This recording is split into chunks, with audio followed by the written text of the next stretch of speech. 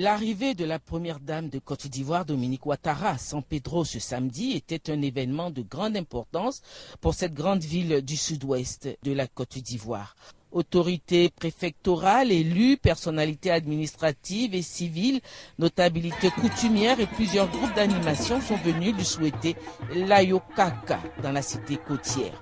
Après l'aéroport et une halte à la résidence du préfet de région pour les salutations d'usage, c'est le grand espace de la place Rotary situé dans le centre-ville qui a accueilli la présidente du comité national de surveillance et sa délégation.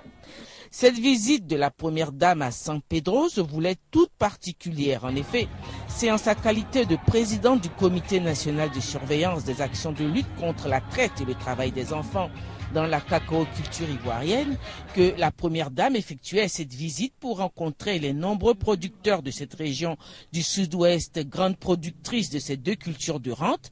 L'importance de cette rencontre était marquée par la présence des ministres Koulibaly Sangafoua de l'agriculture et Anne Ouloto et Moussa Dosso, respectivement vice-présidente et président du comité interministériel de lutte, et également par la présence des ambassadeurs de France et de Belgique et le chargé d'affaires de l'ambassade des États-Unis, et par la présence aussi des représentants des sociétés d'exploitation et de transformation du café cacao.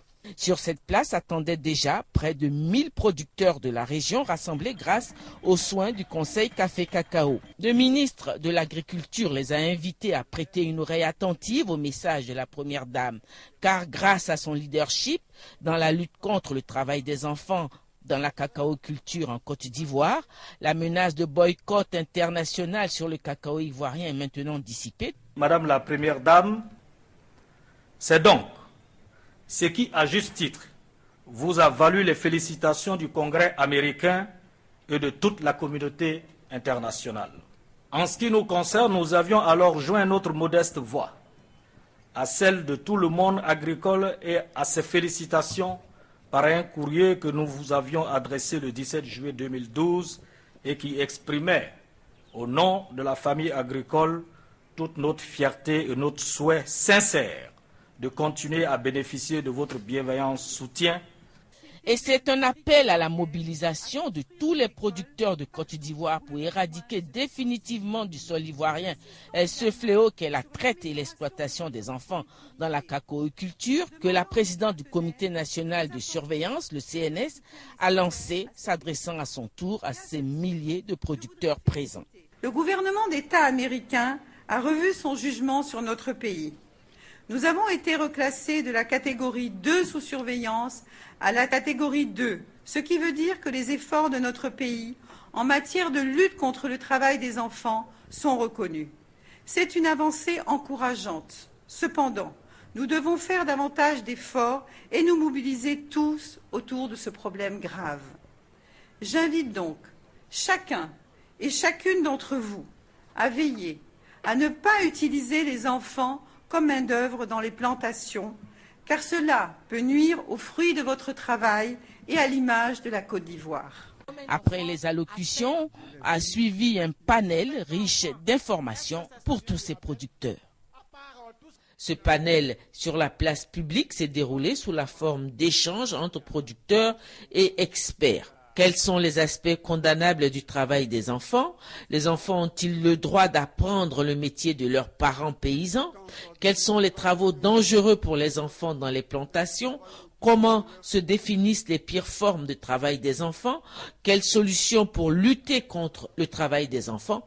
Sur tous ces aspects, les producteurs ont été invités à livrer leur compréhension avant d'être mieux situés par les experts. Il faut que l'enfant apprenne aux côtés de ses parents, de sa maman ou de son père. Sinon aujourd'hui, qu'est-ce que nous allons devenir si nous n'avons pas appris auprès de nos parents? On n'a jamais interdit à un enfant d'aller au champ. Donc ça, c'est le premier point. Ce qu'on dit, lorsque l'enfant va au champ, qu'est-ce qu'il fait au champ?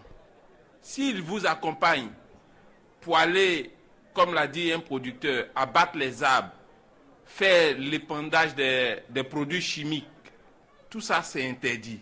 Mais s'il va juste pour regarder, et un autre producteur qui a dit juste donner l'eau à boire, ou ceci, ça on est d'accord. Si ce qu'il fait, n'est pas bien pour sa santé, si ce qu'il fait que ça l'empêche d'aller à l'école, là, on dit c'est travaux dangereux, on dit votre enfant là, c'est un enfant travailleur. Pour clore, le président du comité interministériel de lutte, le ministre d'État Moussa Dosso, a éclairé l'auditoire sur la détermination du gouvernement à combattre la pratique de la traite et le travail des enfants par tous les moyens, y compris la répression.